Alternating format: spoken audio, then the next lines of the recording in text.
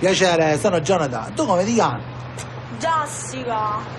Ciao Jessica. Hai visto che ormai siamo qua in camion del panino? Che fai? Te lo colli un panino con la carne di cavallo? No, ma che sei pazzo? Povero cavallino. Cioè, ma quale povero cavallino? Questi sono cavalli che hanno perso le gare. Io queste femmine non capiscono niente. Zio Saro, non ti seccare, me lo fai il bello panino con... ci metti hamburger, formaggio, funghi piccanti, insalata capricciosa, scivola, patate, tomate e maionese. Zio Saro, ma c'è, stai ad aspettare? Il tempo che ci vuole. Ok, va, allora, nel mentre che aspetto... Sì. Who's fucking news there?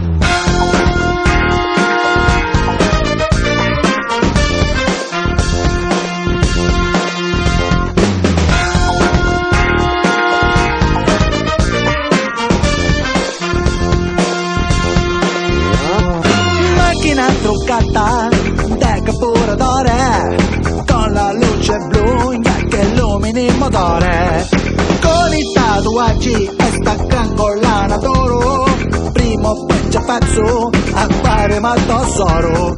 Alle 7:30 mi cala una fame, camica buttassi qualche mezzo chili di pane, corro come un pazzo verso la stazione, da Renato Zero che m'aspetta al carrozzone. Ti ascolti cantanti melodici, coi passi che spaccano il cofano. Tu fanno un panino con seta beh, ma mentre aspetto un mare lo sai che mi fai.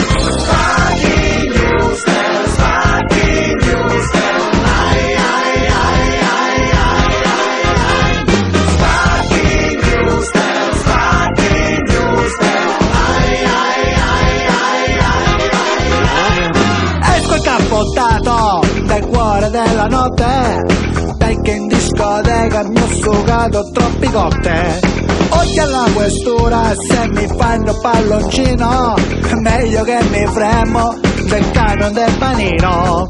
Alle 3 di notte mi spumica una fame, camica furdassi un altro mezzo chili pare. Pane con l'hamburger per tipo la cotoletta, pompette di cavallo, formaggio con bocchetta. Ti ascolti cantare